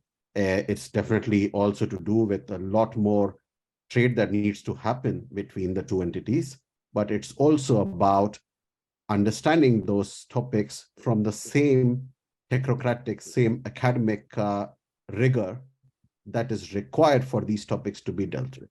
Yeah, so I think that's something that I find is challenging. So if we kind of extrapolate that to what trade mission or what a diplomatic mission should be able to do, in fact, is definitely the missions need a lot more clarity in terms of the political standing, in terms of the rigor and direction of policy from India. It has to be communicated well that they're able to represent. I think what has happened in the bureaucracy in India is that there is a lot more external talent now available through a lateral entry of technocrats and business people that are brought in at the secretary level. I think the same needs to be applied when it comes to the foreign missions, where the quality of, for example, the trade consuls definitely needs attention, definitely needs augmentation. There is to be a lot more enforcing there, right? So that's something that is important. I think in terms of even the cultural interactions and in general, the kind of diaspora support, of course, there is a brilliant marriage happening in the UK, not necessarily because of the embassy, but because there is so much connection in both in terms of business and in terms of diaspora, that it's probably the 5 countries, and Italy apparently has got 200,000 people, the biggest, but that's nothing in comparison to what say India, UK has. I think it's very, very important also to orchestrate these services, these events, these kind of cultural artifacts that at least allow the option to diaspora to congregate at some place, be it Munich, be it Brussels, pick a place. But the point is, it has to be then a EU-wide invitation to diaspora across. So it's kind of opposite to what Meena was saying, but my point is that invitation should be open to all. It can be, of course, done at a kind of base of diaspora which is large enough. So say, I don't know, even Milan could be a very, very good place to do that, but it has to be then open to all. No, thank you.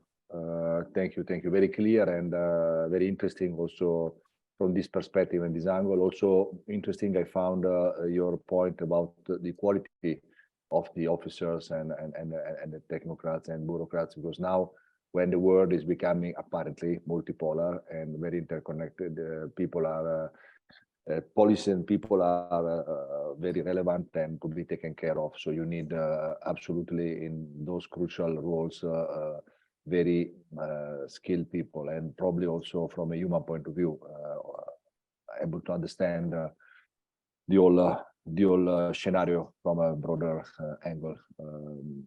Thank you very much for this. I'll come back to you now.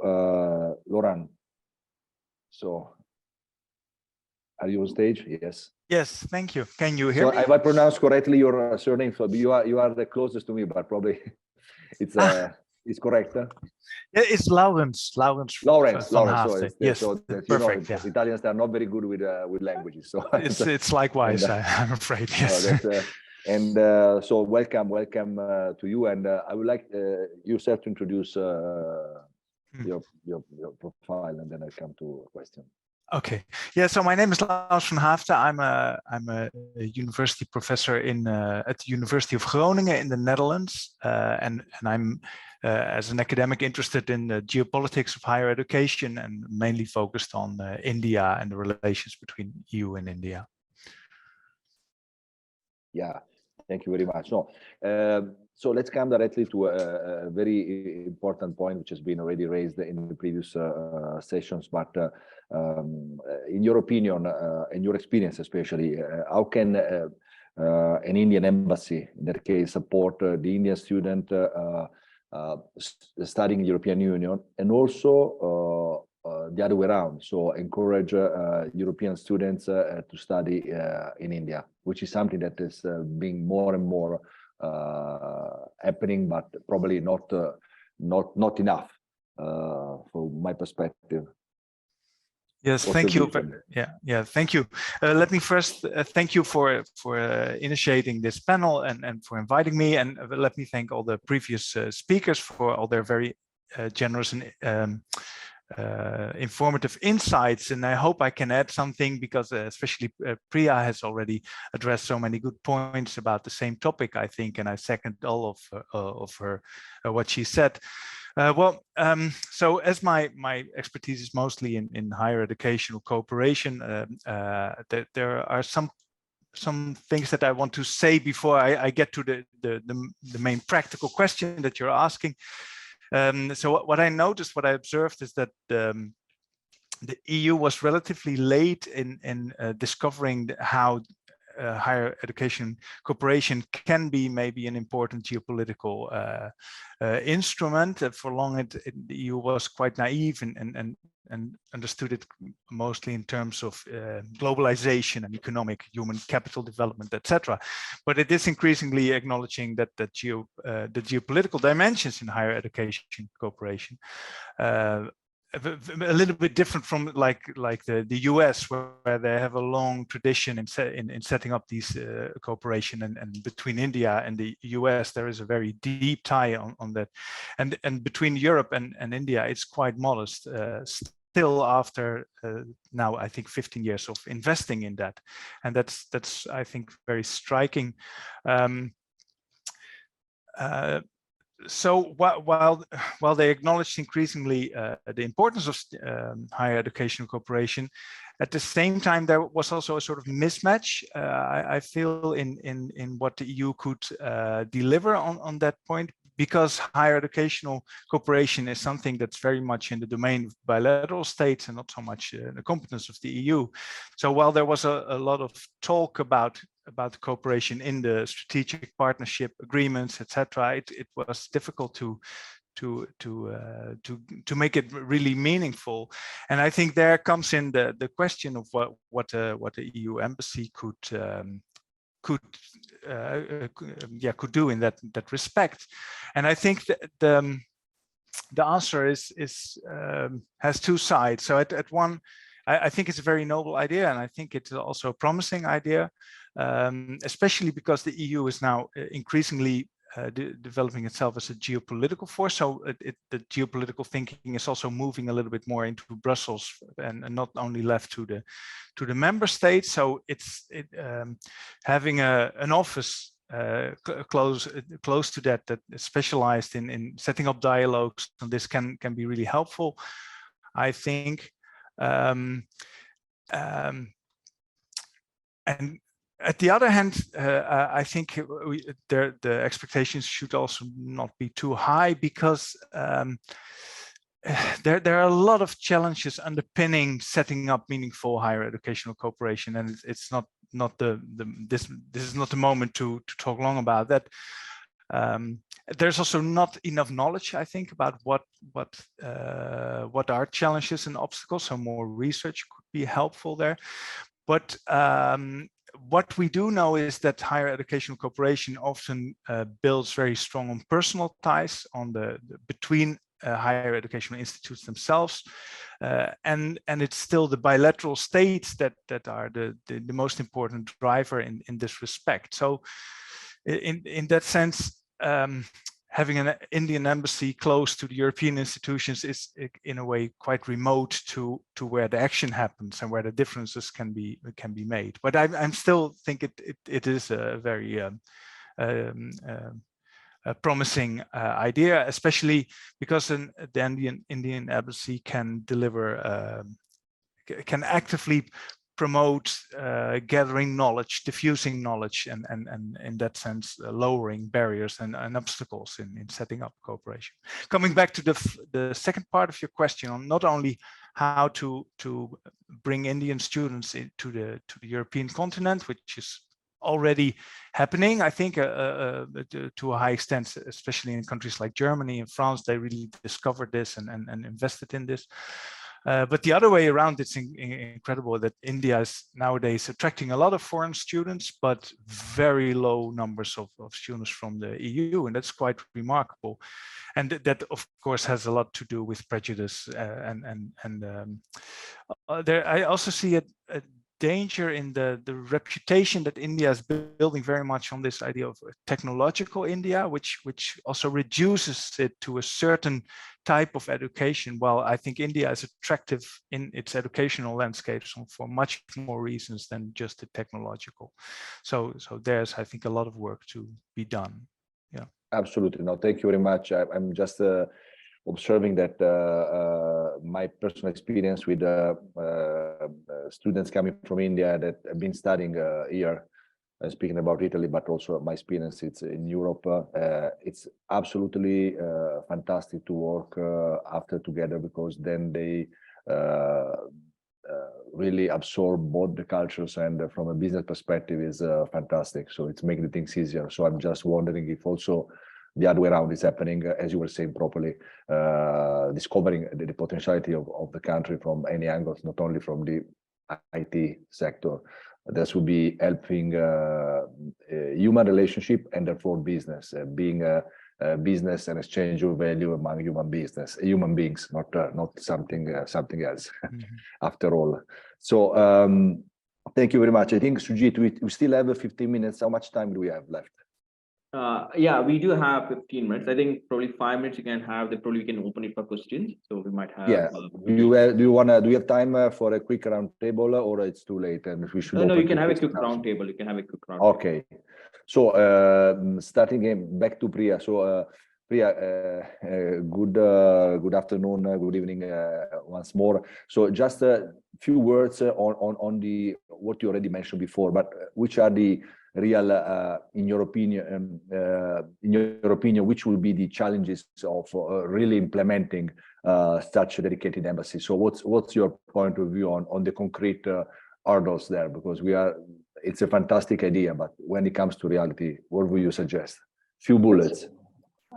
Okay, good evening from my side here. It's evening here, and just to sort of challenges with regards to having this dedicated embassy will be huge. I think primarily it needs to start with a mindset change. I mean, we, at least coming from India, I'm particularly aware of how our Ministry of External Affairs function. Of course, they're doing an incredible job across, but there are still the bureaucratic mechanisms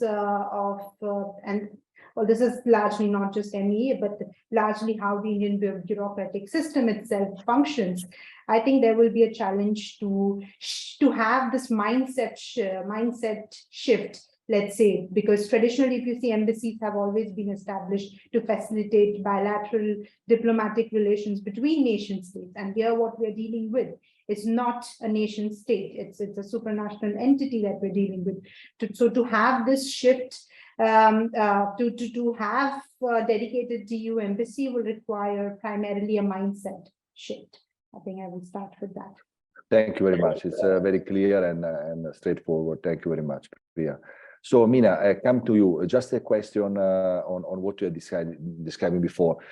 Yes, cultural exchange is also based on who's basically performing that. So in your vision, since you are also an artist, if we want to increase through this, let's say, Indian embassy that we like to implement the cultural exchange between the European Union, and we see how many countries in that, but in India, how would you see, and which kind of topics would you see in having support for the performers, the musicians, the artists? Not everybody must be the real, the most famous one will come and go by themselves, but there is a huge movement of people that will be probably create the background of this really fertile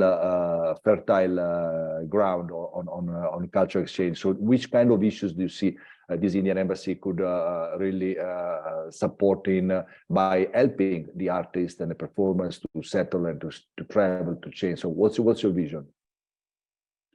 I think we have a history of previous projects that we had before. For example, the cultural movement made by Minister of External Affairs in 2018 for the Gandhi anniversary of 150 years, gathered all embassy of India in the world to perform only one bhajan, Vaishnava Janatu. I was part of, and this was a huge communication of the old traditional music for India, for putting a German singer, a Finland singer, or a Holland singer to sing an Indian song that they know about it. This commemoration has been also been a very big news on BBC. So this kind of example of making a cultural exchange for all the states in European Union, performing a song, making a dance, Bharatanatyam or any other thing, just to learn some words in Hindi, it's a true challenge for European because they love very much the Indian culture. So I think this Indian embassy, if it should work, it should have, as Priya said before, a mindset that is available for all the states, and a mindset that it's done also with the other embassies of other parts of the world, because I think the mindset and the vision has to be the same in every country. So that one embassy who is not a part of European Union, how will react the cultural exchange? This it will be the difference.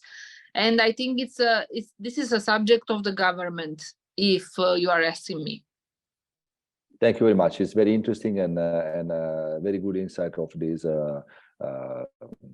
We all love arts and performing, so it's a part of our joy of life. So it's quite important that apart from business, this frame it's well implemented. Otherwise, we cannot only speak about business and bureaucracy, but we need also to speak about what makes our life joyful, and then has to be created by both the institution. Thank you very much for your point of view.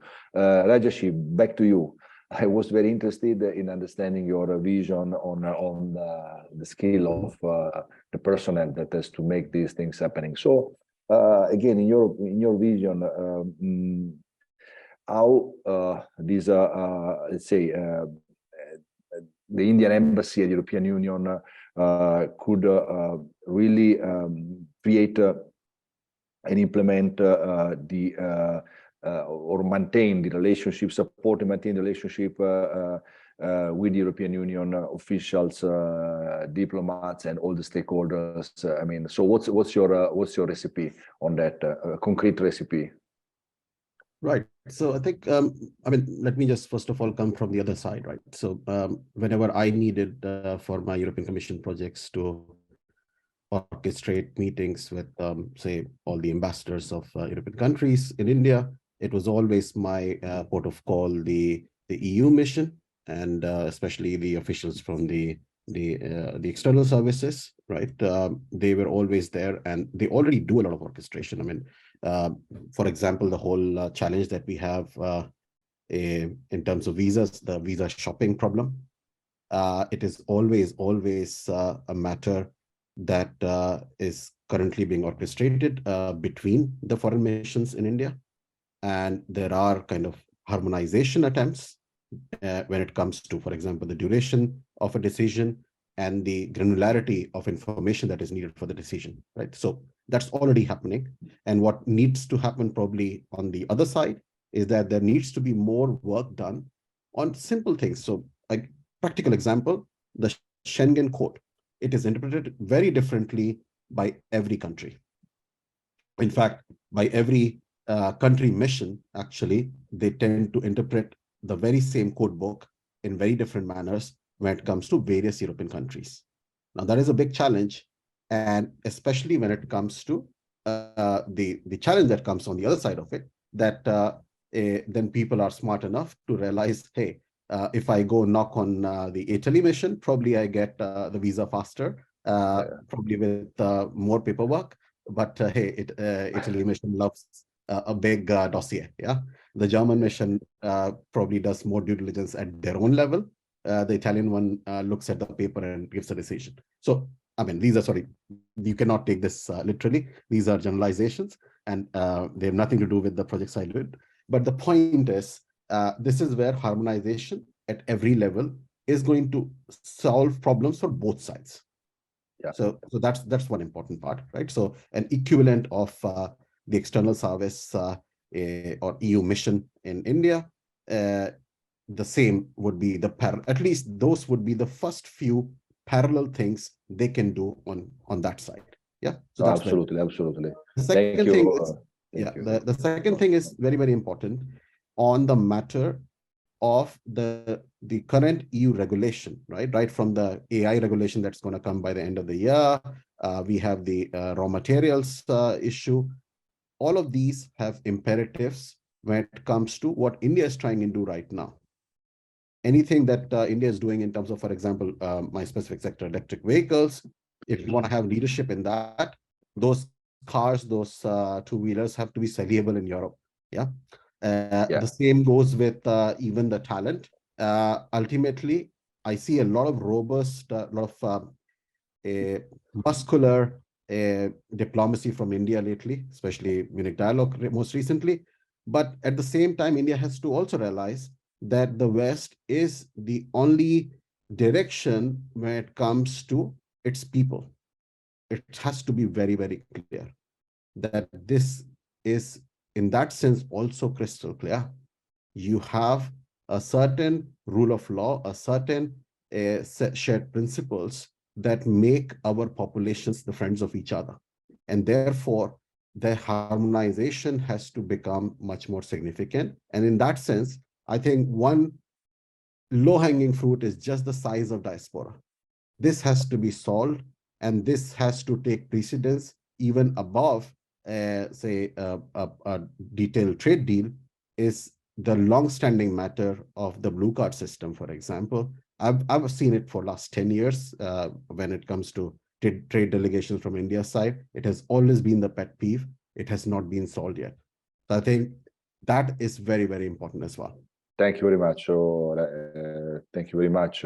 And the word harmonization at any level, I take for as a very good word. So coming to Laurent, for the last question to you. So okay, now we come to the fact that someone is here.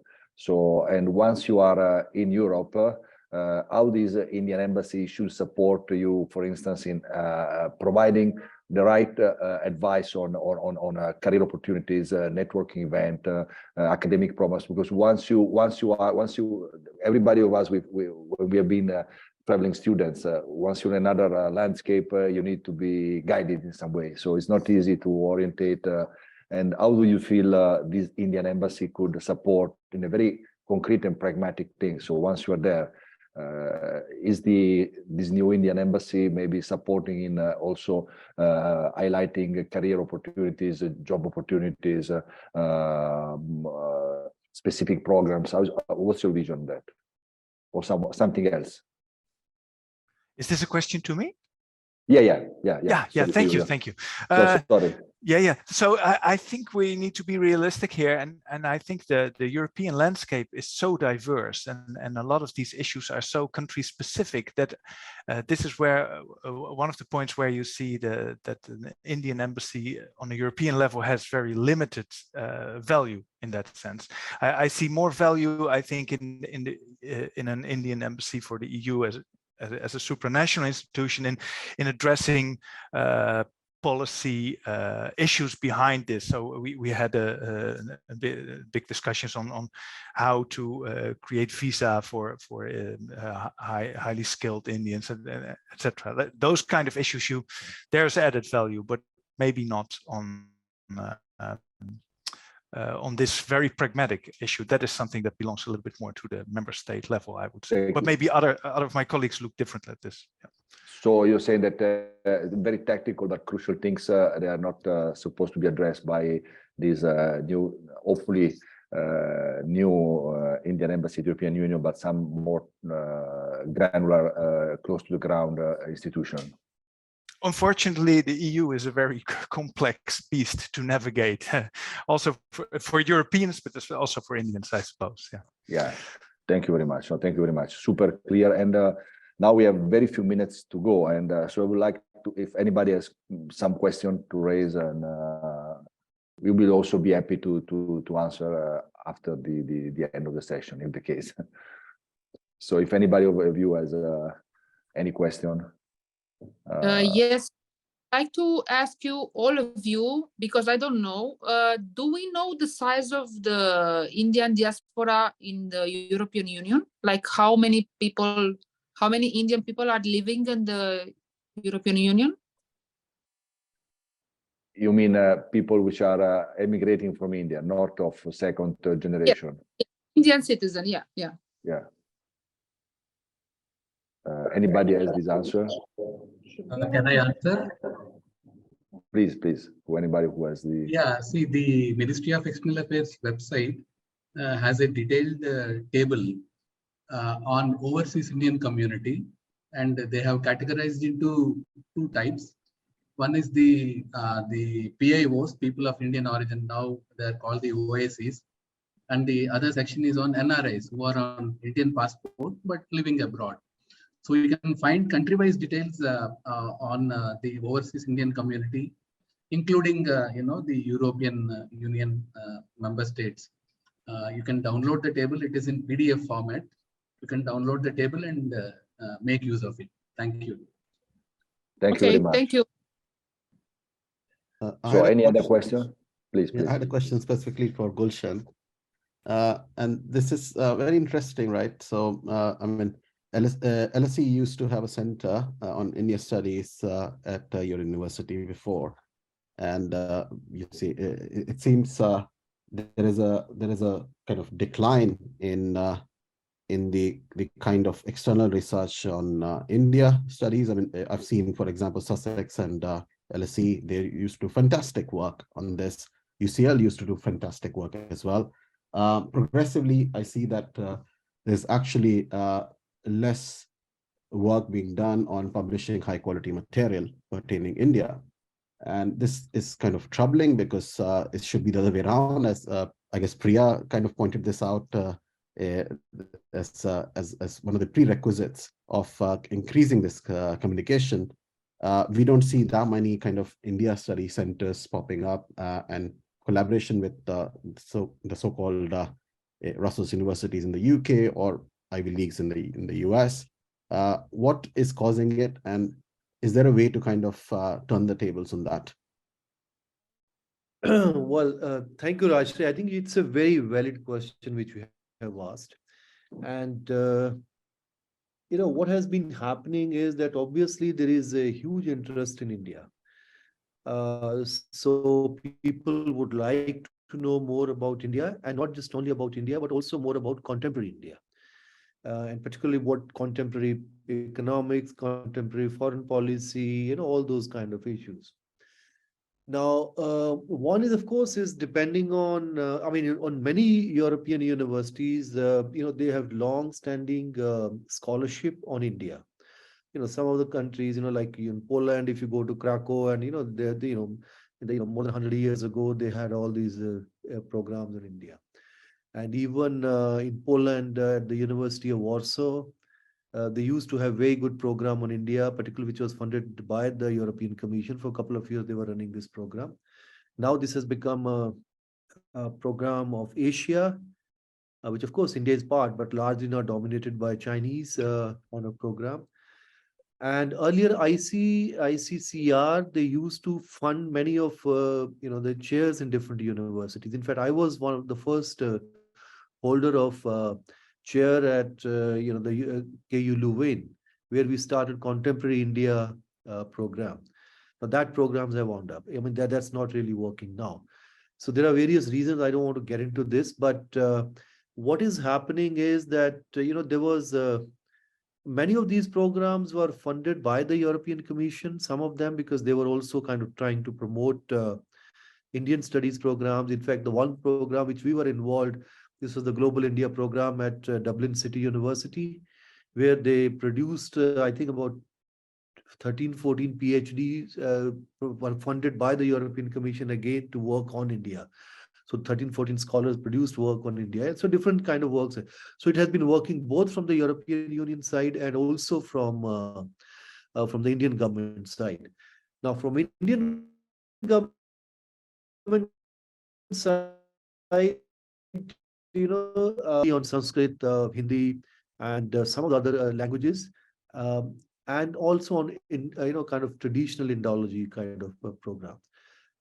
So in between there was a period when they funded many of those contemporary India study kind of program.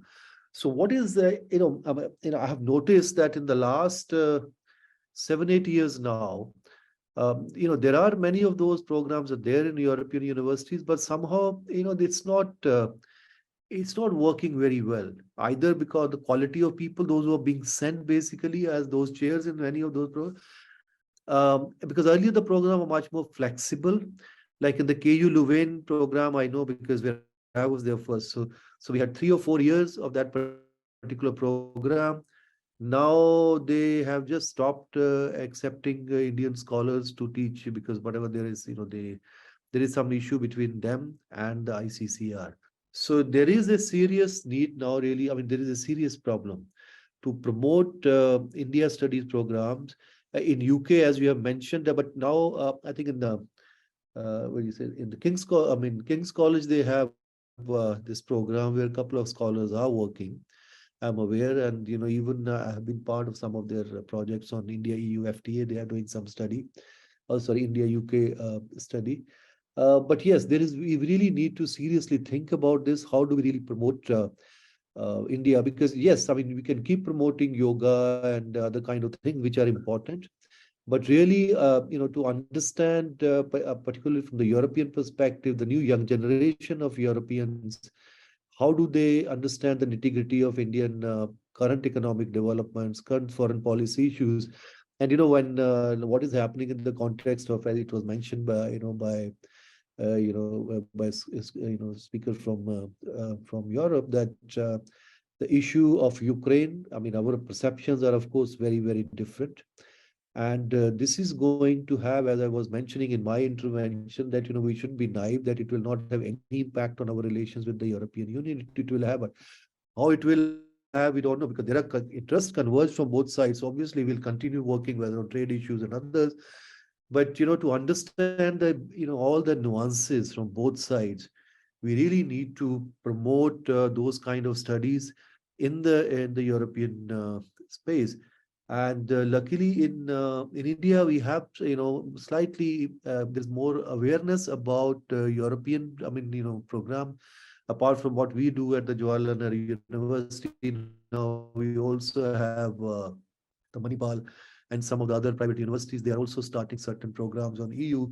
So hopefully, we really need a lot of expertise, because even if when we are suggesting that you will have more, and as you have also rightly mentioned, that we really need to have that kind of expertise of all the nitty-gritty of European institutions, the way things work.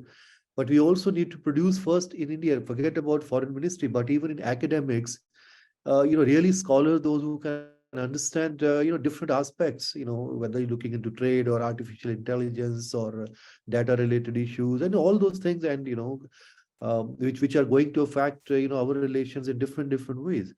So we have to really invest into this. And I think, my experience has been that in China, they were doing it for quite some time. Some from their own initiatives, some also, there were many of the programs also funded by the European Union itself. And despite that, they're also still facing many troubles, between China and the issues which are very quite evident. So we really need to invest both sides. I mean, studying European Union and its details within India itself, and also promoting. And the government really has to play a very important role there, because it's not just only about saying, because ultimately these education things have to be done mainly, broadly supported by the government institutions only. I mean, I don't see anything happening in India, private sector supporting these kind of initiatives. I haven't seen so far, even in industry. So large initiatives have come from the government itself or the various institutions.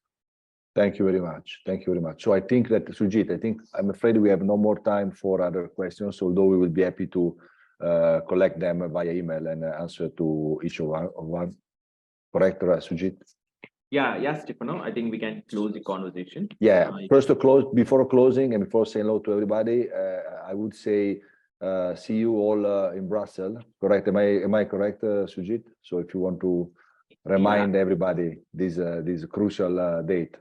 Yeah, the next conference is Brussels, the EU India Leaders Conference on 5th of July.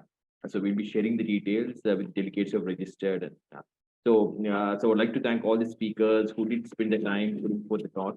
Thank you, Gulshan-ji, for taking time. I mean, you're traveling, you took time to sort of put forth your thoughts. A very interesting perspective for us. Thank you, Mr. Rinaldi. I mean, you have been always supportive of our activities for the past 5 years since we've been in the European Parliament. Thank you for taking your time to initiate this conversation. Thank you to Dr. Vijay Mehta ji. I mean, Vijay Mehta, from a political perspective, he did give us process points of view, and his points of view does add significant consideration, considering that he is part of the Foreign Affairs Department of the ruling BJP and does look into affairs of India and EU. So we had Mr. Amit Lath, who also put forward his interest in these interactions. Thank you, Stefano, for coordinating this interaction and for coordinating the European leaders, Priya, Meena, Raj, Shri, Lawrence. Thank you very much for your inputs. Thank you, Priya. Thank you, Meena. Thank you, Rajeshri. Thank you, Lawrence. And we hope to further engage these interactions. And so building on these conversations, we hope to hopefully work on a white paper on this particular topic. See how this discussion goes. It's an idea which we are floating, and see where does it take. Thank you very much, everyone. Have a good evening, and I look forward to being in touch.